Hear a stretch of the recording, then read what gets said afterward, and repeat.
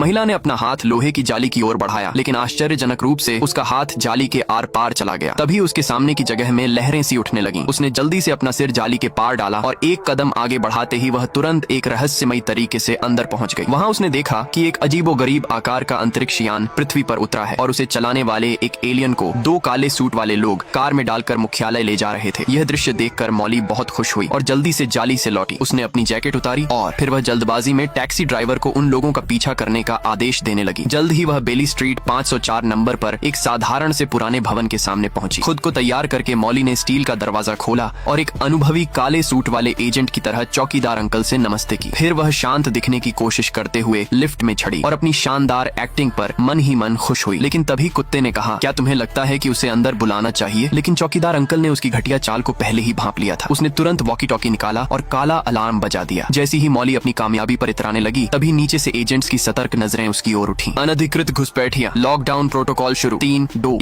Lift तेजी से नीचे गई और मॉली को तुरंत पूछताछ कक्ष में ले जाया गया। लेकिन जिम्मेदार अधिकारी ने उसकी फाइल पर सिर्फ एक नजर डाली और तुरंत उसकी याददाश्त मिटाने का आदेश दिया। मॉली ने उस परिचित डिवाइस को देखते ही अपनी आंखें बंद कर लीं और कहा कि वह काले सूट वालों के तौर तरीके जानती है। दरअसल जब वह 5 साल की थी, तब उसके घर में अचानक एक प्यारा सा एलियन प्राणी घुस आया था। वह बहुत डरा हुआ और बदहवास लग रहा था। दया के कारण मॉली ने खिड़की खोलकर उसे बाहर जाने दिया। लेकिन जैसे ही उसने पीछे मुड़कर देखा, उसने पाया कि नीचे उसके माता पिता की याददाश्त 2 काले सूट वाले लोगों ने मिटा दी थी। हालांकि बाद में कोई भी उसकी इस अजीब कहानी पर विश्वास नहीं करता था, लेकिन जिद्दी छोटी लड़की ने हार नहीं मानी। उसने ठान लिया कि वह इस रहस्यमयी संगठन को ढूंढकर उसमें शामिल होगी। 20 साल की अथक मेहनत के बाद वह आखिरकार काले सूट वालों के मुख्यालय में घुसने में कामयाब हो गई। इसलिए वह किसी भी कीमत पर यह मौका नहीं गंवाना चाहती थी। क्या तुम सचमुच सोचती हो कि एक काला सूट तुम्हारी सारी समस्याएं हल कर देगा? नहीं, लेकिन मैं तुम्हारे लिए बहुत अच्छा हूँ। ये देखते हुए कि मॉली का कोई परिवार या दोस्त नहीं था, वह सिर्फ ब्रह्मांड के रहस्य जानना चाहती थी और देश की सेवा करना चाहती थी। साथ ही उसकी शारीरिक योग्यता भी